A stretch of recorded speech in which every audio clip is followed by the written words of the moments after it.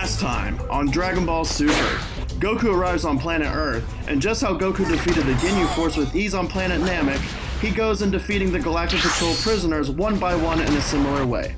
Meanwhile, the androids Piccolo and Gohan are struggling to fight Sangambo, and realize that Sangambo with Moro's help is an enemy they cannot defeat even when they team up. As Sangambo nearly defeats our Earth heroes, Goku appears at a blazing speed, landing several kicks and punches on Sangambo, even sending him flying. Goku moves so fast that he cannot be seen by the naked eye, leaving everyone except for Moro stunned. Moro kept giving Sangambo energy until his body could not handle it anymore, and as a result, Goku ends up winning the fight. Upon Moro's request, Goku finally decides to use the same form he used to deliver the high-speed attacks on Sangambo, which is Ultra Instinct Omen. So what's up guys, Emilio back again, and in today's video I will explain why Moro is still a step ahead of Goku and Vegeta, and how Moro will likely defeat Goku, and what sinister plan Moro might impose to counter the new ability Vegeta will learn on Planet Yardrat. And as a bonus, I will also share with you all a dark and alternative ending to the Galactic Patrol Arc. So get ready guys, because this will be exciting. So reach for the stars, 'cause we're aiming high.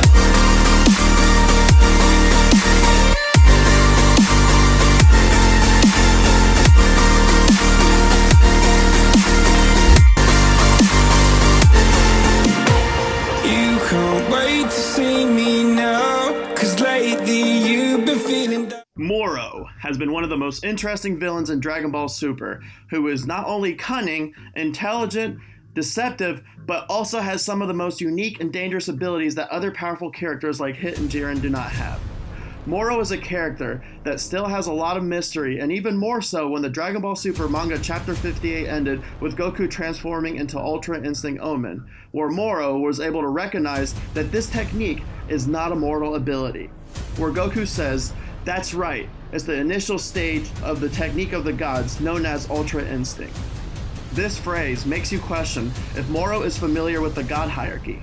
Of course, the Supreme Kais have god power, so it would make sense as to why Moro was able to recognize that Goku's ability was not mortal. Daikaioshin also used the godly ability to seal his magic, so Moro has had some exposure to god abilities. But does Moro actually know of the gods? I did do a theory a while back explaining how Moro could have met and made a deal with Beerus, since Beerus quoted that every once in a while a planet buster comes along and does his job for him. If you have not seen that video, I will leave a link in the description to view it.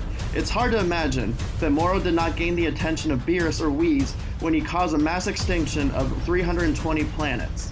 In the Dragon Ball Super manga chapter 50, when Vegeta asked Moro if his grudge is towards the Galactic Patrol, Moro responded, "I wonder," as he actually ponders if Goku and Vegeta know who he has a grudge against. This gives us an idea that Moro has not revealed everything yet. Even Goku was unsure if he could defeat Moro on his own, because he could be hiding other abilities. Which brings up questions that may bother a lot of you, which are, will Moro beat Ultra Instinct Omen Goku? And if Moro ends up beating Goku, will that in a sense downplay Ultra Instinct Omen? Well, to answer these questions, I have a feeling since Goku teased that Moro might be holding back his true power, that Moro will initially struggle against Ultra Instinct Omen Goku, but will find a way to win, whether that is using a new ability we have not seen yet, or by finding a way to drain Goku's Ultra Instinct Ki, or if Moro in some way fights dirty. Two of my favorite Dragon Ball YouTubers, Opie Senpai and Geekdom 101, had a very interesting discussion a while back on how emotions can affect your ability to utilize Ultra Instinct. Just how Beerus explained how Ultra Instinct is activated when you achieve self-control through the face of a jarring shock to your emotions, so if Goku gets emotional, he could lose that control. For example, let's say Moro uses Piccolo or Gohan as bait, which in a sense would cause Goku to get emotional, and as a result, Moro will force Goku out of that state, where Vegeta will later come in to rescue Goku.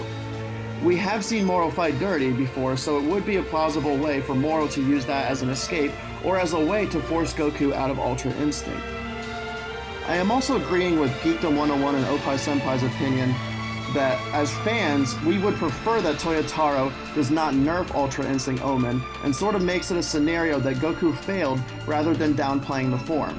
Unless, if Toyotaro makes it that Moro somehow got as powerful as Jiren from all the planets he absorbed within the 2 months Vegeta and Goku trained.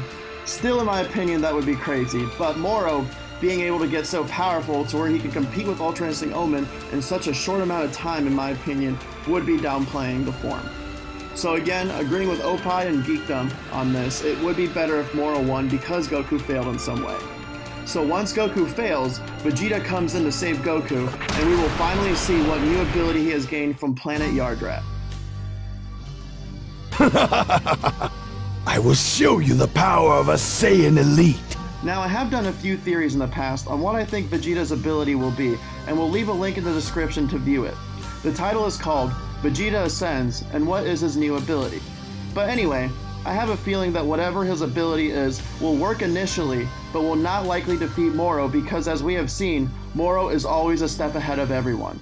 He was not only one step ahead of Cranberry before Cranberry decided to double-cross Moro, but he was also a step ahead of Goku, Vegeta, Daikaioshin, and Miras when he made his third wish to free the Galactic Patrol prisoners, which ended up saving himself. Despite Moro being overconfident, I am sure, since Moro is aware that Goku and Vegeta have trained for 2 months, that he would have a backup plan in place, and due to the last few manga chapters, we have an idea on what that could be. Going back to chapter 57 of the manga, Android 17 delivers one final kick to 7-3, and out of nowhere, Moro appears catching 7-3 in the air and orders Shimoreka to help 7-3 recover. Where Moro says, "There will be a time when I require his power once again." Sort of how Moro's third wish to release the Galactic Patrol prisoners was his insurance back on Namek to help him win the fight. If Moro runs into a similar situation, 7-3 could be his insurance again against Goku and Vegeta. In theory, if Vegeta's new ability allows him to get the upper hand and nearly defeat Moro, I could see Moro using 7-3 to copy Vegeta's new ability, which would as a result help Moro beat him. Now, it's possible that our other heroes will step in to help Vegeta out, but of course, 7-3 and Moro working together will be too much, and that is where Goku will rise from the rubble, only this time, he will have Ultra Instinct mastered, and Goku and Vegeta, with their combined efforts, will finally defeat Moro and his goons. I can see this fight being a big and entertaining struggle for our heroes, but at the same time, the fight could drag on and it's possible that Vegeta could win and Moro would have to flee, where they would have a final fight on the planet of the Kais. It's even possible, since Majin Buu fell asleep 2 months ago, that he could wake up and show up to help our heroes out in fighting Moro and 7-3. This would also be a great way to end the arc as a surprise. Of course, there are so many different possible endings Toyotaro could come up with.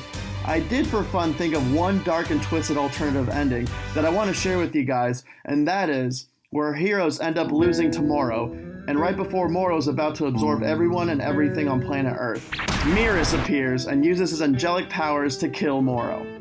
Sort of similar to how the Future Trunks arc had a dark ending, where Zeno erased all of Trunks' timeline, including everyone he ever knew, just to stop Zamasu. The Galactic Patrol arc could also have a dark turn. Everyone is relieved to see Miras and happy that Moro was finally defeated, but then, they realize a sad look on Miras' face as he is looking down. A portal opens up and then the Grand Priest appears looking at Miras with disappointment and anger for disobeying the angelic law. The Grand Priest raises his hand and tells Miras, "You have violated our one and only angelic law to always act impartially. I have no choice but to remove you from existence and without a trace." Miras then begins to dissolve. Goku yells at the Grand Priest, "Please stop!" But it's too late.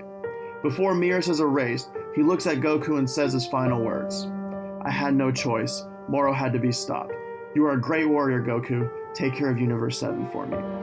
Miras then vanishes from existence, and the Grand Priest looks at Goku without saying a word, then disappears in his portal, going back to Zeno's home. This indeed would be a dark ending for Dragon Ball, but I also thought it would be a cool one to share with you guys.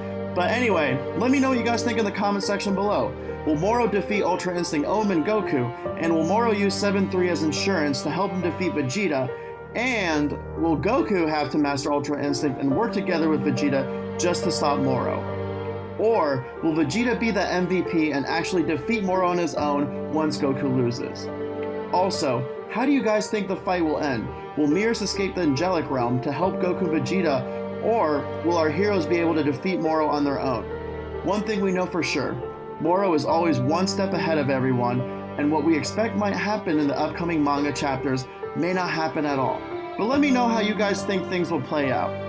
Anyway, I hope everyone is staying safe during this global pandemic, and I hope you all have an awesome day, and I'll catch you next time. Peace!